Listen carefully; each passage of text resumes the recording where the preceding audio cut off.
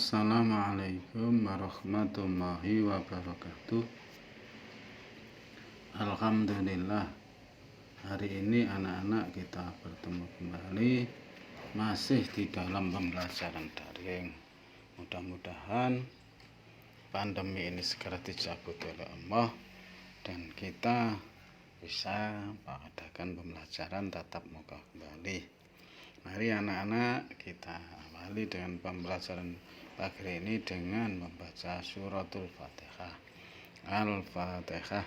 A'udzu billahi minasyaitonir rajim. Bismillahirrahmanirrahim.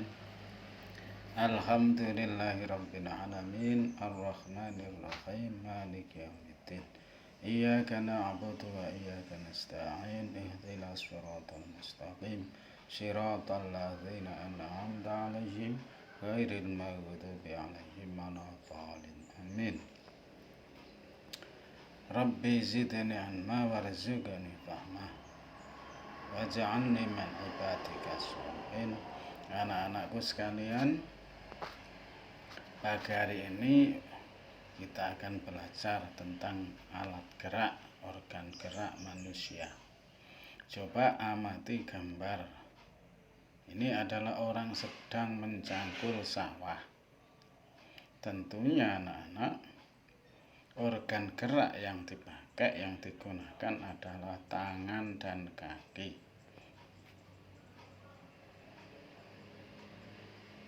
Tangan dan kaki itu ada rangka tangan atau tulang dan otot yang bisa menggerakkan tulang kita. Ingat, yang pertama dulu, otot itu merupakan alat gerak aktif. Kalau tulang itu alat gerak pasif. Otot merupakan alat gerak aktif pada manusia. Otot terdapat hampir di seluruh tubuh manusia, termasuk kaki dan tangan. Karena otot merupakan gerak aktif, maka otot itu bisa menggerakkan tulang kita. Tulang kita tanpa digerakkan oleh otot, maka tidak akan bisa bergerak. Nah, anak-anak perhatikan gambar ini. Ini adalah tulang rangka kita dan otot yang menempel pada tulang rangka kita. Otot adalah jaringan yang ada di dalam tubuh manusia yang menggerakkan tulang sehingga menyebabkan kita dapat bergerak. Saya ulangi lagi, otot adalah jaringan yang ada di dalam tubuh manusia yang menggerakkan tulang sehingga menyebabkan dapat bergerak. Nah, ini anak-anak jenis otot.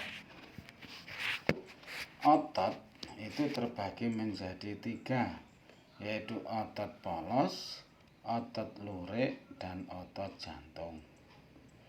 Otot polos itu dapat menggerakkan organ tubuh tanpa kita kendalikan, tanpa kesadaran kita.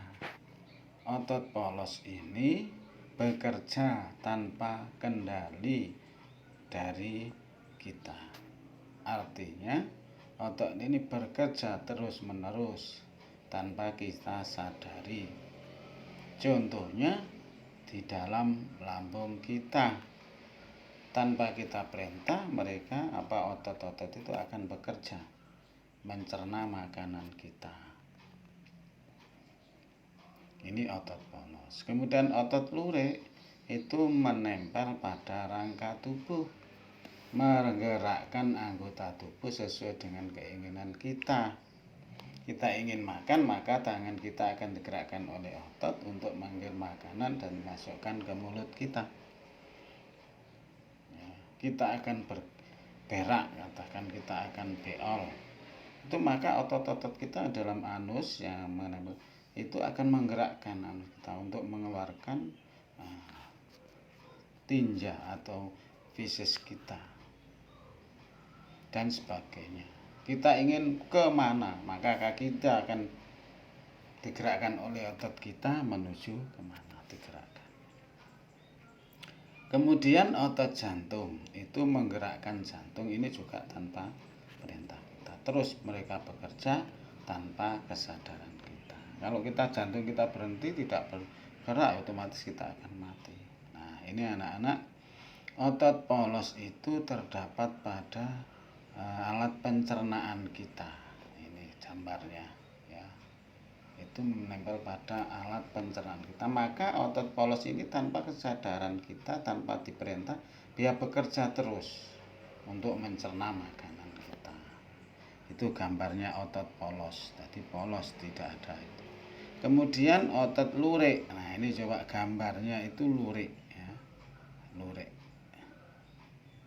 Nah, otot lurik itu menempel pada alat gerak kita atau tulang belulang kita, cari menempel di tulang kita, sebab otot ini itu yang menggerakkan tulang-tulang kita untuk sesuai dengan perintah kita. Kemudian otot jantung, nah, coba otot jantung itu seperti itu. Nah, ini gambarnya, itu bekerja terus ya, memompa darah ya, menggerakkan jantung untuk memompa darah kita. Sebab kalau ini berhenti maka kita akan meninggal. Coba perbedaan antara otot lurik, otot polos, dan otot jantung. Coba bentuknya, dari segi bentuknya itu otot lurik itu panjang tapi berbentuk silinder. Silinder itu ya pipa itu. Silinder. Nah, seperti. Kemudian otot polos itu bentuknya seperti gelendong, ujung meruncing. Kemudian otot jantung itu panjang, silindris, dan bercabang-cabang. Ini kalau jantung. Ingat, otot lurik itu bentuknya panjang dan silinder. Kalau otot polos bentuknya gelendong dan ujungnya meruncing. Otot jantung itu panjang, silindris, dan bercabang. Kemudian jumlah inti selnya, kalau otot lurik itu banyak, terletak di tepi sel. Kalau otot polos itu satu, terletak di tengah sel. Kemudian otot jantung itu banyak jumlahnya, terletak di tengah serabut. Kemudian kerjanya, ya, perbedaan kerjanya. Kalau otot lurik pengaruhi kesadaran, kalau otot polos tidak dipengaruhi kesadaran, otot jantung juga tidak dipengaruhi kesadaran, terus bekerja mereka. Kemudian gerak dan ketahanan, otot lurik itu cepat, tidak teratur, cepat lelah. Kalau otot polos itu lambat, teratur, dan tidak cepat lelah. Tapi kalau otot jantung itu teratur, tidak cepat lelah. Nah, ini perbedaan dari otot. Nah, mari anak-anak kita mengerjakan tugas karena sudah saya jelaskan otot. Apakah otot itu? Sebutkan jenis otot, jelaskan perbedaan antara otot lurik dan otot polos, sebutkan alat gerak manusia, jelaskan apakah otot polos, dan beri contoh. Terima kasih anak-anak. Mudah-mudahan pembelajaran ini membawa manfaat dan barokah pada kita sekalian. Amin. Alhamdulillahirabbil alamin. Assalamualaikum warahmatullahi wabarakatuh.